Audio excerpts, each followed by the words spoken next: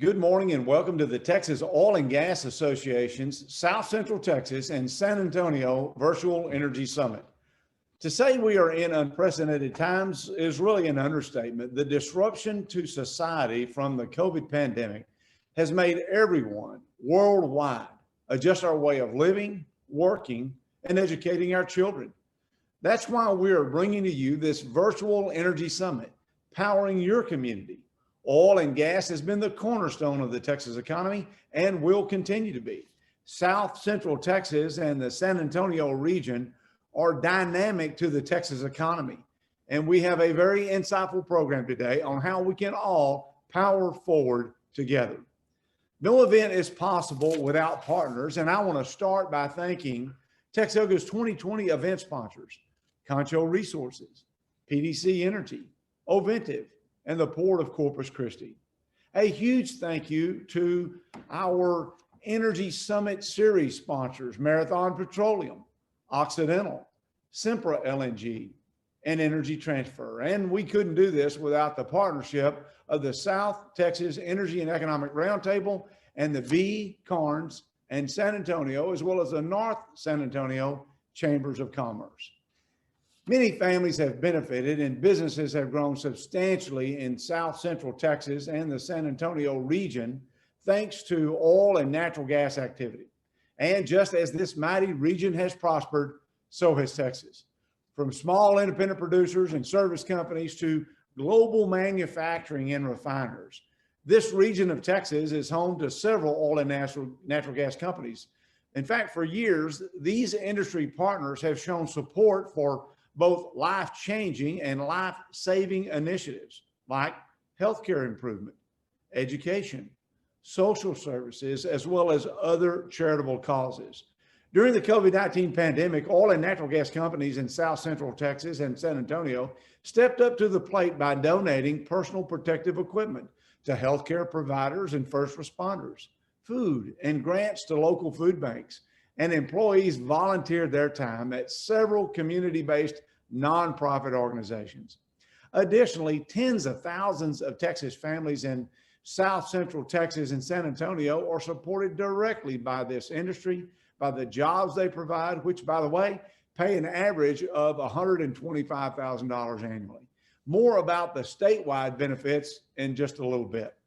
Right now, it's important to know that while producing the revenues that funds our schools, our roads, and our first responders, oil and natural gas companies are simultaneously investing heavily in environmentally sound technologies that are resulting in significant environmental progress. Pioneering technologies, innovations, and advancements allow industry to develop and deploy cleaner energy technologies and world-class emission control systems. The industry's commitment to progress is a major reason why air quality has dramatically improved over just the last 20 years. All in all, Texas is cleaner, stronger, and better because of the positive influence of oil and natural gas that's produced right here in the Lone Star State. But it's not just our industry that recognizes this. In fact, a recent study confirms that 7 in 10 Texans support a candidate who supports domestic energy production. And a recent national report revealed that U.S. workers actually like and prefer their oil and natural gas jobs, saying they provide better pay, health benefits, pensions, and career opportunities than those in renewable industries.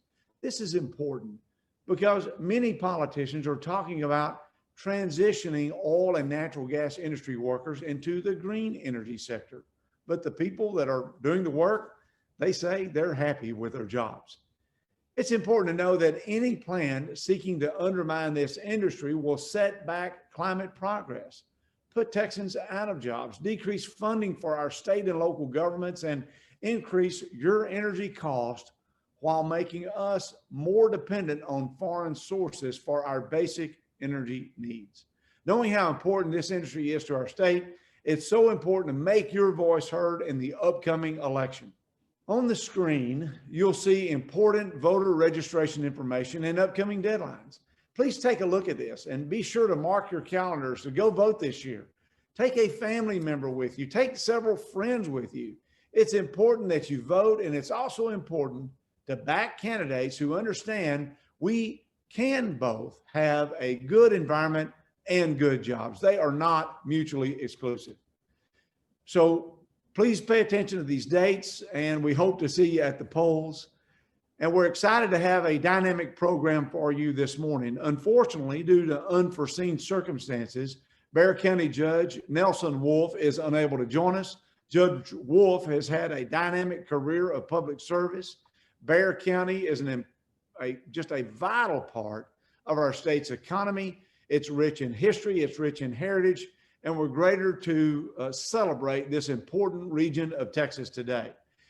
Thinking about energy employees and the important role that you play, thinking about grass tops leaders and how you can shape your community, how you can shape your state, and you can literally shape our nation.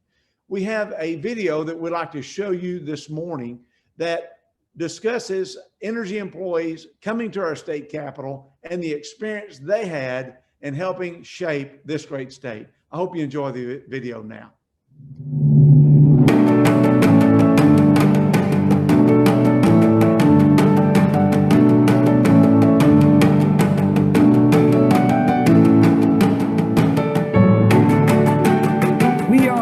Austin, Texas, at the state capitol for Texas Energy Day, and we're here to tell the story about the energy industry.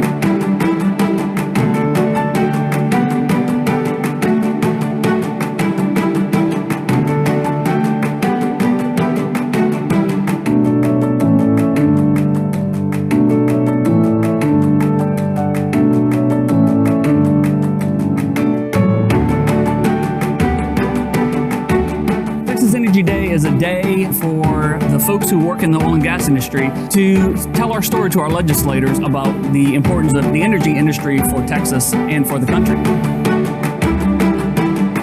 It's very important for me to be here and talk to our legislators so that message is heard.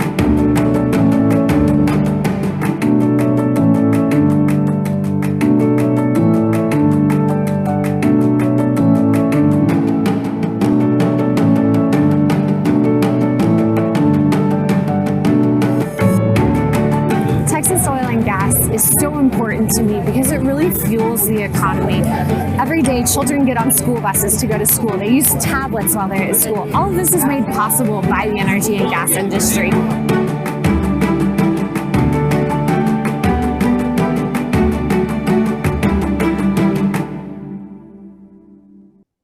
It's exciting times in Austin when Texans come here to have a conversation with those that are in the position to help guide and shape and influence Texas. And that's one of our speakers today who was a part of that Texas Energy Day. I'd like to welcome Texas State Senator Pete Flores. Senator Flores is a lifelong Texan.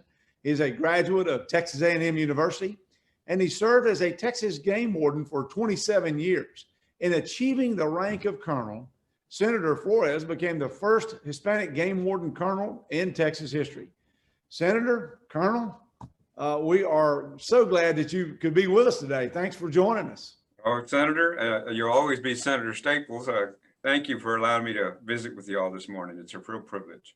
Well, you serve in a very important role when you think about the needs of Texans and how, Texans, we're not very reliant on anyone. We like to pull ourselves up by our bootstraps. We like to roll up our sleeves and go to work.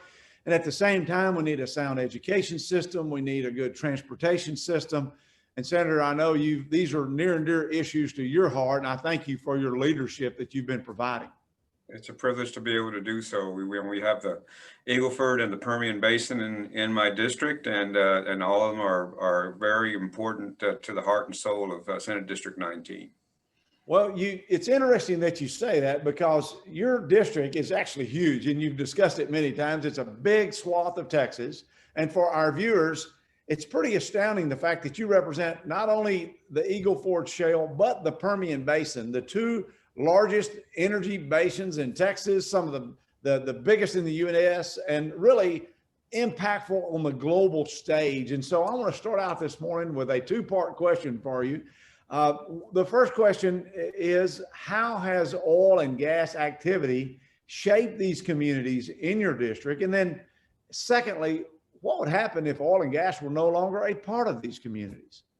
Well, first of all, it's been again, the heart and soul of this district is oil and gas in the Permian and the Eagle Ford shale, and it shapes everything about the communities. That the size of the community, the infrastructure, the composition, the diversity, and of course all the revenue that comes to the local communities, and having to adapt to those types of increases and decreases and to find the middle road. But it's overall been a great benefit to not only our communities in Senate District 19, but we all understand how critical these plays are to our state and to our nation. And especially proud that the industry and especially that coming from Senate District 19 is a front runner and to our nation being energy independent, which is, as Texans, we really like that word, independence. We really do, and it is amazing, no hyperbole. This region of Texas is the reason we are energy secure today. It's the reason our nation has become energy dominant.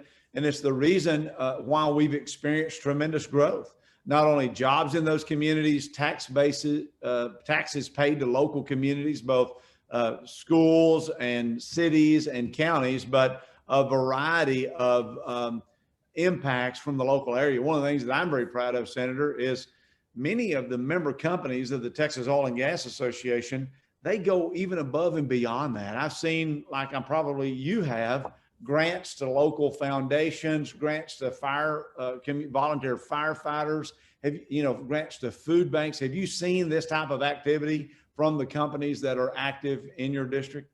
Yes, we have, and that's a great testament to the oil and gas industry, or any industry that relocates to a community, that when they engage in philanthropy and assist the local communities to boost their infrastructure and ability to thrive, it's a win-win deal. And that's what you always want, is that type of win-win scenario when industry supports community and community supports industry. All boats rise, and it's a great testament to the industry and their activities in our towns, especially our small towns, when they help out in that infrastructure. That's great that you hit on that theme of partnerships, because that's certainly the way we see it. It takes us all working together, and this pandemic has certainly shown the need for that, how personal protective equipment has been provided and given to volunteers and first responders. We're very proud of that. Senator, you mentioned rural communities. You and I are both from rural Texas. We both have played important roles in urban areas as well. San Antonio represents the history and heritage of this great state. And thinking about the large geographical reach of your district, which includes those rural areas with ranches and oil and gas production, as well as the very urban setting in San Antonio, can you talk with our viewers a little bit this morning about the importance of both building essential infrastructure that delivers the products that your constituents need, while also ensuring something that's very important to you, I know, the protection of private property rights? Absolutely. It has to do with what I harp on it over and over about it being a win-win deal. And in that when you're engaging in any effort, you want to make sure that you kind of follow the maxim that the doctors use, first do no harm. And when you do your policy like that, first do no harm, and that it's a win-win deal. Those in the urban areas understand we have the need, and I represent a third of San Antonio.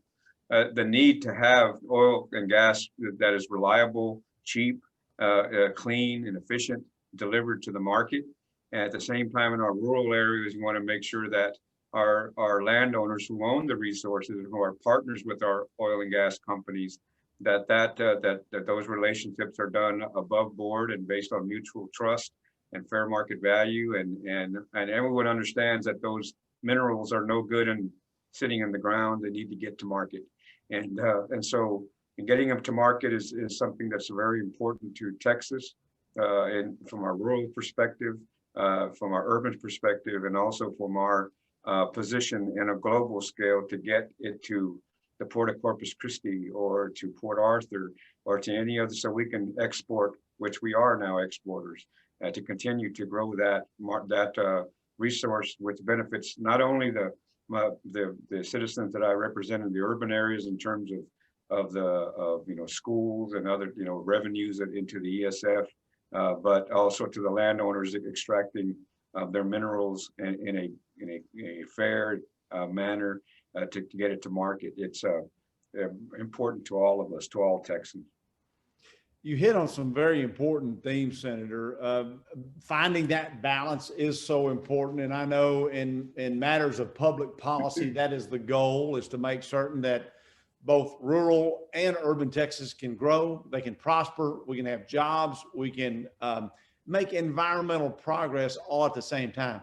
You mentioned our ports, which I think is a real game changer that positions Texas to be a global leader on so many fronts. When I think of cattle and cotton, if it weren't for exports, our values that our ranchers and farmers are receiving would be pale in comparison to what it would be if we didn't have access to those markets. There wouldn't be a cotton industry in Texas, and cotton is king in Texas, by the way, if for those listeners that don't know that.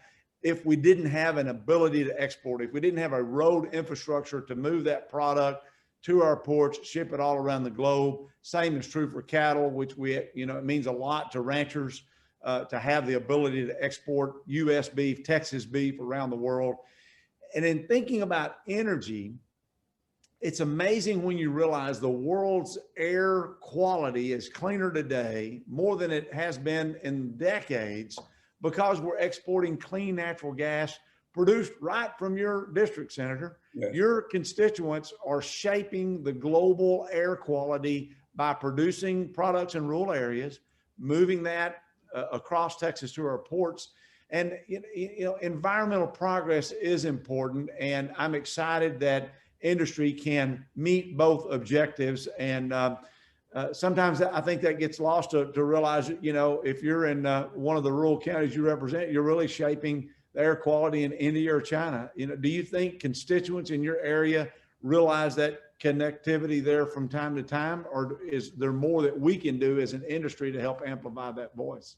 I think that especially in this time of connectivity and the internet and awareness on a global scale, that Texans become more and more aware, especially those in the producing areas. Like, for example, I believe India is one of our largest customers in natural gas, and that deal was, I believe, struck within the last 2 years when President Modi was here. And of course, that's a huge market. And you're right. It's that awareness of the importance that their labor and their resources are doing on a global scale is something for all of us to be proud of. But yes, we have to absolutely work together to be able to get that product to market and to continue to make it efficient, at the same time protecting our environment, which with evolving technology and cooperation with our communities, we're protecting the aquifers that exist in the areas which are of great concern to us all. Our oil and gas is vital, but our water is also something that none of us can do without, and for life. And whereas our oil and gas is our quality of life. And so it's something that we all are very proud of, and something that we should never be complacent, but always work together to improve it anytime we can. I appreciate that perspective, and I know the people of Texas do. It kind of leads me to another thought as we sit here conversing this morning. We've mentioned a couple of times the breadth of your district, the diversity between rural and urban Texans. We're kind of in a hypersensitive time right now, politically charged. Republicans and Democrats, Libertarians, Green Party, Independents. And thinking about this, we've mentioned economic development. We've talked about the needs for exports. We've talked about the need to grow jobs in the local community. Is there a top message that you think that's resonating with all the constituents of your district, putting aside the rural and the urban, the things that separate us and the things that, let's think about the things that bring us together as Texans. Is there a top message that you think might be resonating right now? I think one of the top messages is that, you talked about unprecedented times. And I heard a sermon the other day that talked about that when the Apostle Paul they told him we are in unprecedented times. He mentioned, no, we are not in unprecedented times, but we are in perilous times. And in perilous times, and when you should stay true to who you are and what you believe in. And we as Texans, we have strong beliefs on who we are and what we believe in, and in our faith and our families and our countries. And I think fundamentally across the board, no matter who you are, those things stand true that while these are perilous times, that we stay true to ourselves, we're going to get by this like we've got by other events in our life and other events in history. And that when the smoke clears, that we Texans are still going to be standing and our industries with us. That's a great message, Senator Flores. You've hit on the theme that defines us as Texans. We faced difficulties before. We've overcome those. It's a great tribute to those who have come before us. And I think it's a great message for those of us in the current day to continue to look forward. We're so glad that we could have you on today. Any closing thoughts you want to share with us? Is it more fun being a game warden or a Texas State Senator, or which one of those are sticking out in your mind right now? Well, morning? They're kind of the same in that we doze but never close. It's still that's still the same. But it's a privilege to still have the opportunity to serve, and this happens to be the capacity that good Lord has me at the moment, and whatever He has for me in the future, I'll continue to strive to do my best to serve my fellow Texans. Everything's going to be all right. We're going to get through this. And working together in our fashion, and remembering that, our national motto is E pluribus unum, out of many one. And we need to forget that we are all one people, all Americans. That's a great message. We thank you for sharing it with us today. Stay healthy and be safe, and hope to see you soon. Thank you. Have a great rest of the week. Thank you. We were so pleased to have Texas State Senator Pete Flores on our program today. And we are also now pleased to shift a little bit from the state focus of issues and start thinking about things that are going on in our nation's capital. Our next speaker today is United States Senator John Cornyn. Senator Cornyn has more than close ties to San Antonio. Having grown up in San Antonio, he attended college at Trinity University, went to law school at St. Mary's. He's held a number of prestigious positions representing Texans, a state district judge in Bexar County, a justice on the Texas Supreme Court, then went on to be our state's 49th Attorney General. In 2002, John Cornyn was elected to the United States Senate, and we hope you enjoy this message from Senator Cornyn this morning. Hi, I'm Texas Senator John Cornyn. I want to wish a warm welcome to all my friends participating in today's virtual energy summit organized by the Texas Oil and Gas Association. Our great state is a global powerhouse in the energy sector, and the work that you do is critical to our success on the world stage. And in this especially challenging time, I've continued to fight to make sure our energy sector is shielded from the economic fallout of this pandemic. I've authored a bill to help the Texas energy sector stay afloat during the uncertainty of the pandemic.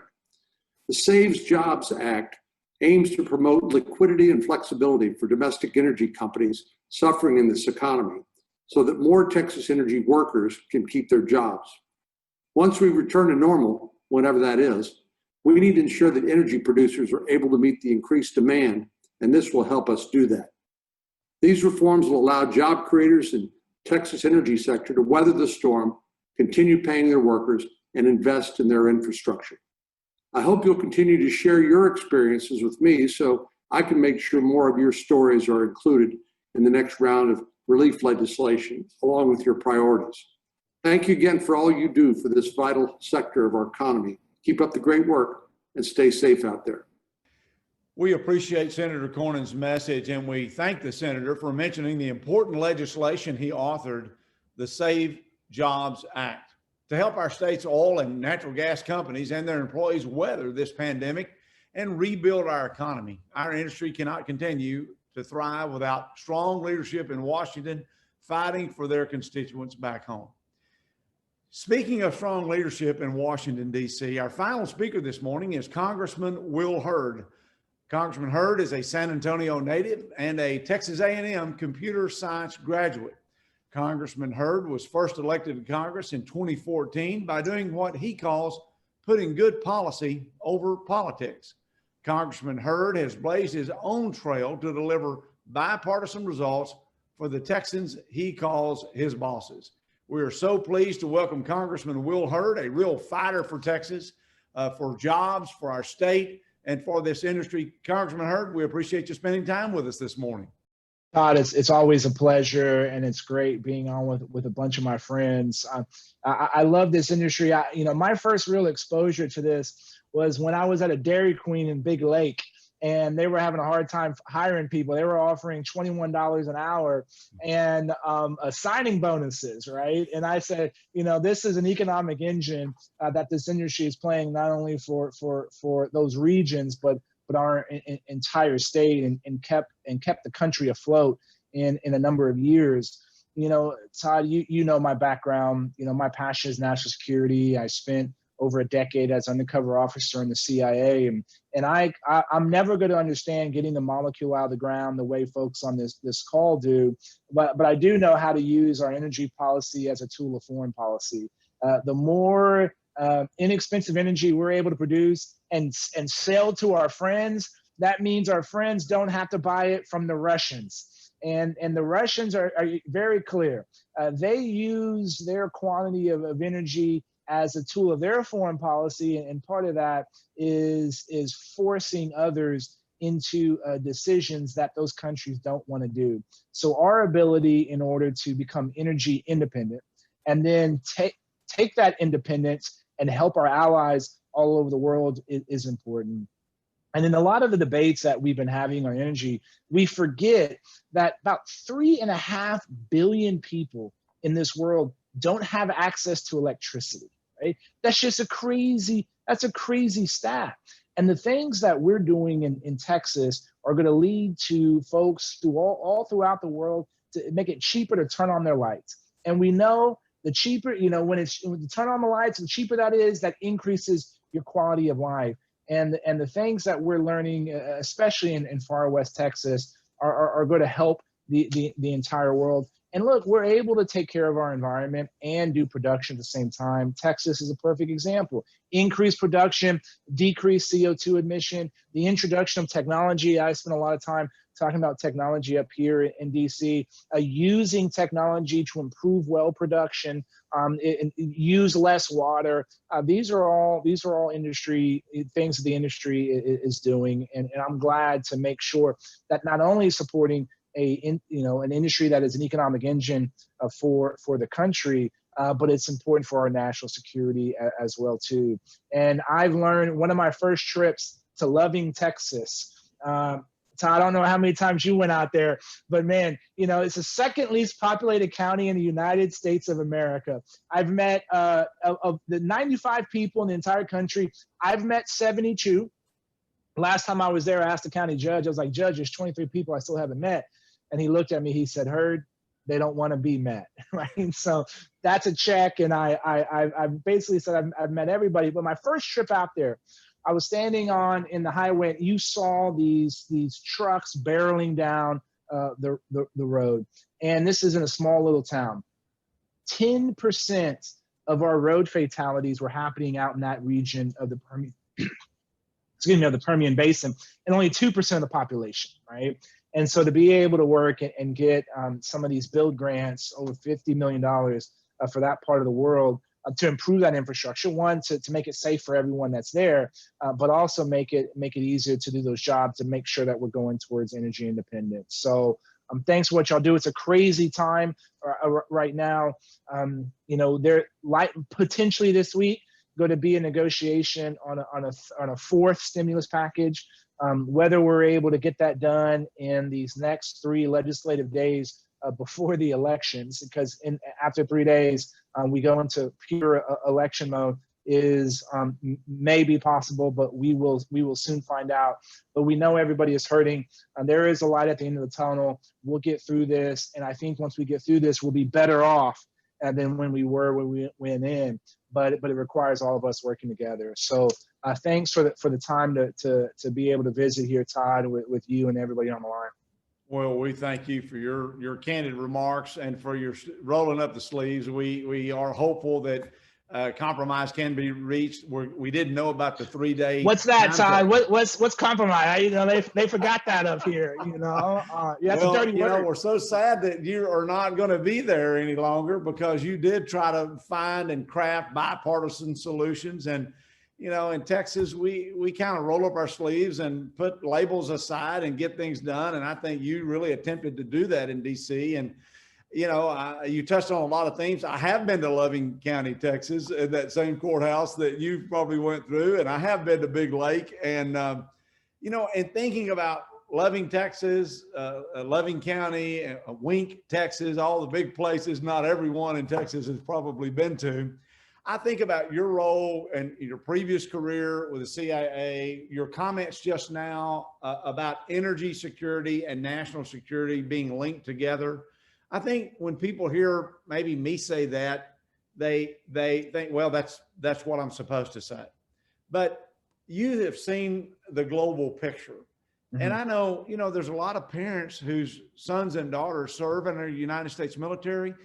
We have family members that are serving today in our family. We love and care for them, and we want the best for them. And we're so proud that they're willing to put on that uniform. But our hope is they don't have to be in harm's way. Mm-hmm. And so does energy security really bring stability to other parts of the world? Can we go so far to say that an available and affordable energy supply does that?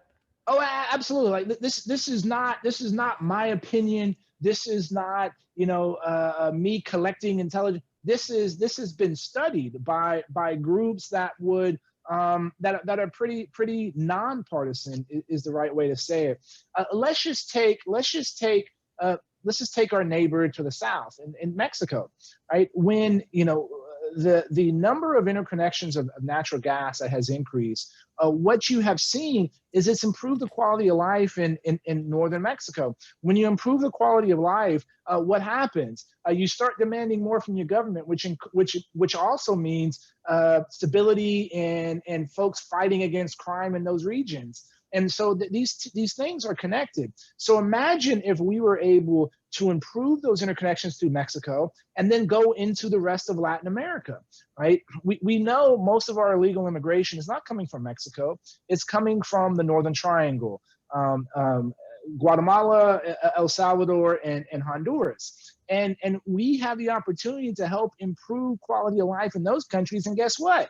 People would stop leaving there. Like they'd start demanding things from their governments, right? And so all of these things are ultimately connected. But in national security operators, they talk about the dime, diplomatic, intelligence, military, and economic. These are your tools that you can promote your national policy.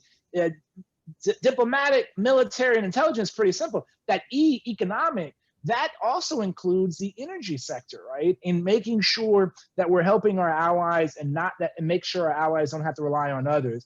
But when you are an element of national security, guess what? That means you're a target. And so we know what the Russians have already done in places like Ukraine, Estonia, and go after energy producers. We also are seeing the Chinese in West Texas. There's a solar power plant that's owned by a former general in the People's Liberation Army of China, and they're going to connect to the Texas grid. Now we all know as a grid operator, it's hard to take down the entire grid. However, when you become part of that trusted community, you get all the reports and intelligence on what's happening with the grid, how you defend it. So we could potentially be giving an adversary our playbook and telling them which play we should call. Now, General Mattis, he wouldn't be able to buy 130,000 acres outside of Beijing, outside of military bases in China. So why are we allowing a former general in the government to do that? So not only are we helping in a positive way for national security, but as a participant in defending this country and helping this country promote our goals over places, that means we're a threat as well too.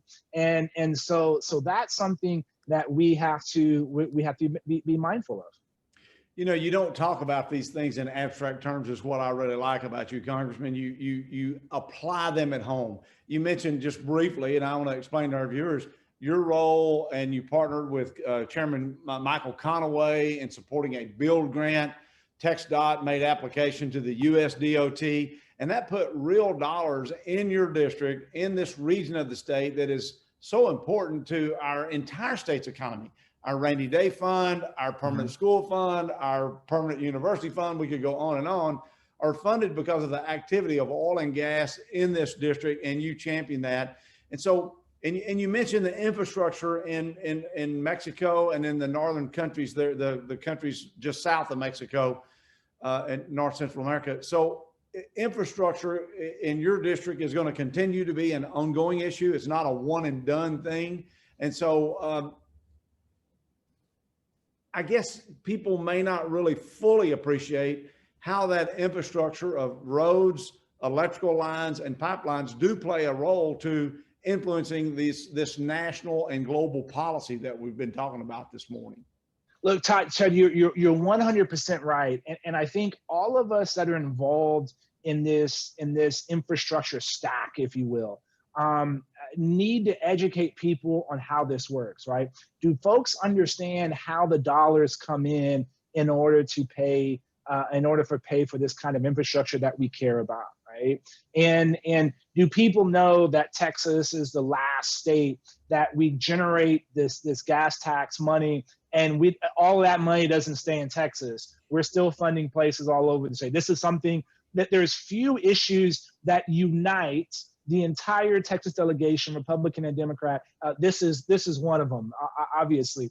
But I think people are having a new appreciation of infrastructure because of because of the COVID pandemic, and that digital infrastructure is as important as bridges, roads, locks, and dams. I mean, for the energy sector, it's important as well too, because if you're going to be using tools in order to make these, the things that we're doing and getting the molecule out of the ground more efficient, you're going to have the ability to access the internet and things like that in order to make those tools work, right? So all of this stuff is connected. And in the last election in 2018, I represent the most competitive congressional seat in the country. I had a lot of national reporters come down, and they came down during my DC to DQ trip, where I do like 35 town halls. I'm at Dairy Queens in about 5 days in all the counties. And I said, look, this is I would do my usual speech, take Q&A, and then I'll let the reporters ask questions. And they were all shocked because at the time, none of the top issues in the national press were coming up. The first question was always about roads, right? The second question was generally from a veteran, some problem with VA healthcare, right? The third question was about education, and all these national reporters are like, why don't people talk about, because guess what? They care about those things that matter to them right there, and making sure that they're able to get back and forth from their home to school to their place of work in a safe way is important. And that's why the infrastructure really does matter. And it was not something that I realized was going to be as important when I first ran for Congress, but you're right, this is going to be an issue. Oh, and by the way, if we want to make sure that the United States economy continues to compete, we need to make sure that we have a best-in-class infrastructure, physical and digital. So these things are connected. And look at the State House; they've done all the accounting tricks they can to try to get the most out of the gas tax. We have the funding expires for the federal side. I believe it's next year. So this is going to be another debate. making sure that we have an ability to fund infrastructure to the way that we need it. And we shouldn't just think about, for those of us that are from San Antonio, I am shocked that 1604 is as nice as it is, that somebody had the foresight to think about widening that back in the day when we called it the death loop because nobody drove on it except for running over some hogs, right? We need to make sure that we're building infrastructure for the future, not just infrastructure for right now. Well, thank you for your leadership in that space and for pointing out this morning the importance of both digital and surface infrastructure, because if you think about it, the same process is there to get rural high-speed internet as to get roads, as to get pipelines, as to get electric lines. And so it all has to work and work right and properly to meet the needs of our growing state.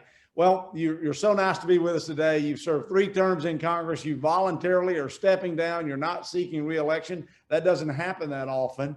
What are some parting words, Congressman, to share with our viewers this morning, thinking about your role that you're wrapping up here this year, and some things for us to think about?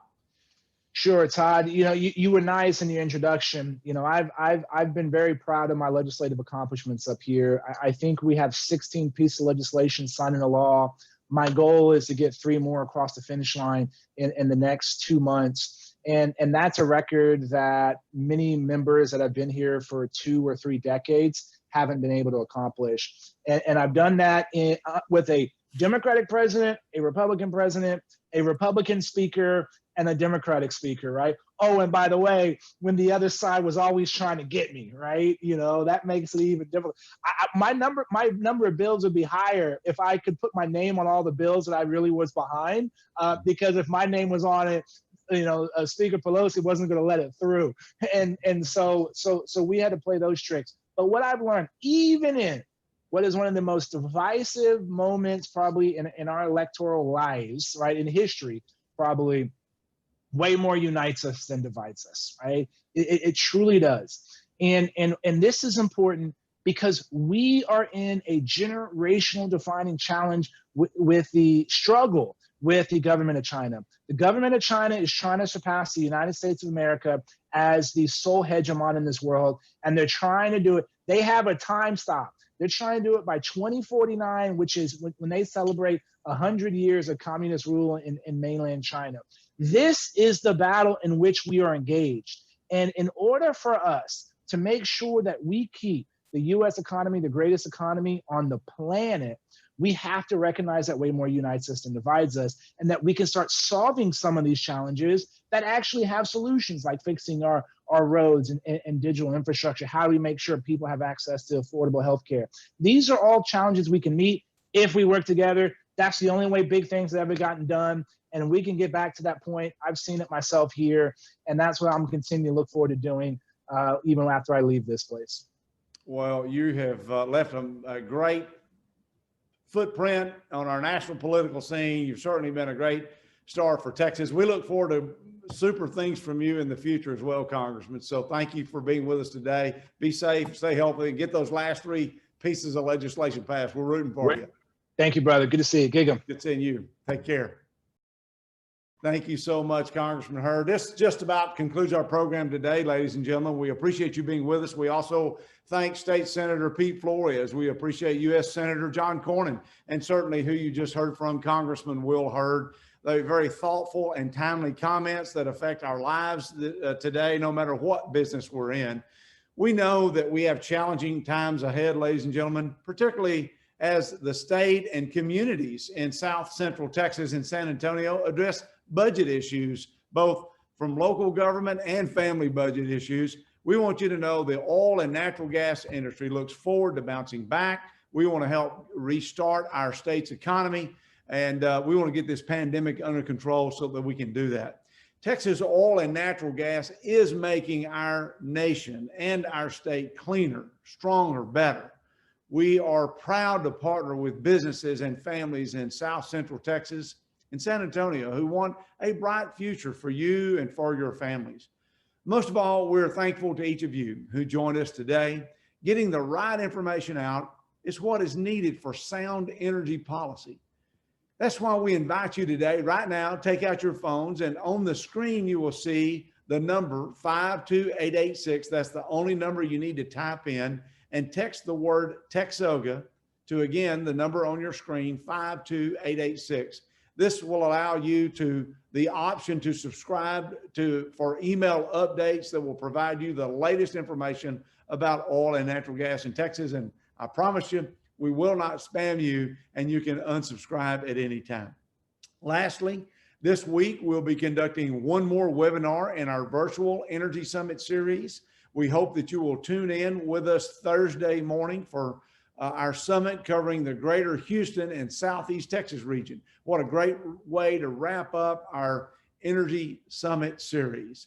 If you haven't already, be sure to register on the TXOGA events page at TXOGA.org on our website, TXOGA.org. You'll need to register, and you can tune in with us for the greater Houston area and Southeast Texas. You can also see our entire virtual Energy Summit series if you missed them.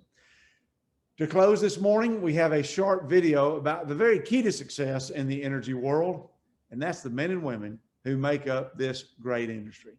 Thanks again for tuning in. Have a super week. What does it mean to be an employee of the energy industry? It means hard work, dedication, and ingenuity. It means utilizing the latest innovative technologies. It means proudly serving the industry that's defined Texas over the last 100 years. Our industry has fueled our past, and Texans can count on us to fuel our next 100 years. We work because we care about Texas, our nation, and our world. And we're committed to building a better future. Excellence is our standard. Safety, security, and science are at our core. Over 100 years of excellence, ingenuity, and innovation. And we are always looking for ways to improve. Because this is our economy, our environment, and our future too.